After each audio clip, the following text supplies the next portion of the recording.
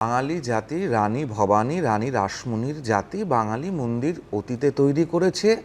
অরঙ্গজেবের গোটা কাশী ধ্বংস করার পর অক্ষয় কুমার মৈত্রের বর্ণনায় পরিষ্কার লেখা আছে রানী ভবানী প্রথম কাশী উদ্ধার করেছিলেন শতাধিক মন্দির তৈরি করে।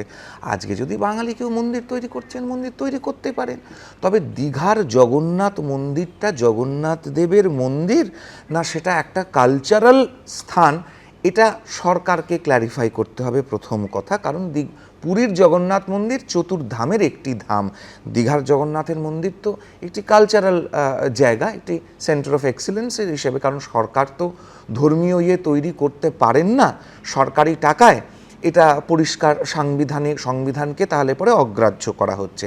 2024-এ রাম মন্দিরকে কেন্দ্র করে যেভাবে গোটা ভারতবর্ষে জিগির তুলেছিল বিজেপি, তার ফলাফল আপনারা 400 কিন্তু যেতে পারেনি। ওই উত্তরপ্রদেশেই কিন্তু তাদের অবস্থা খুব খারাপ হয়ে গিয়েছিল। আমি চাই মন্দির হোক, কোনো অসুবিধে নেই।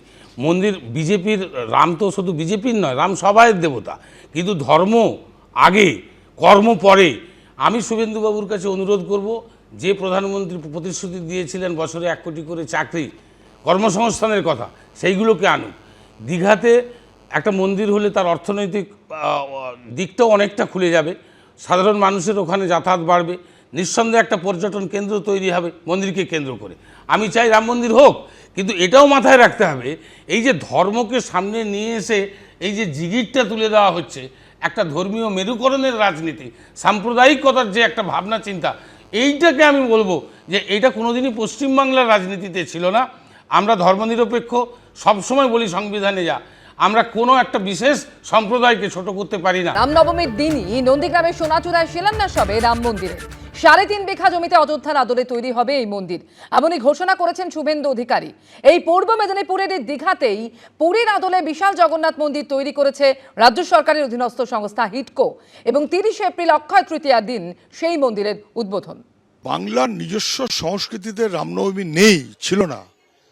বাংলার নিজস্ব সংস্কৃতিকে সরিয়ে দিয়ে অবাংলার চাপ দাপট, এটা কখনো বাংলা মানুষ মেনে নেবে না।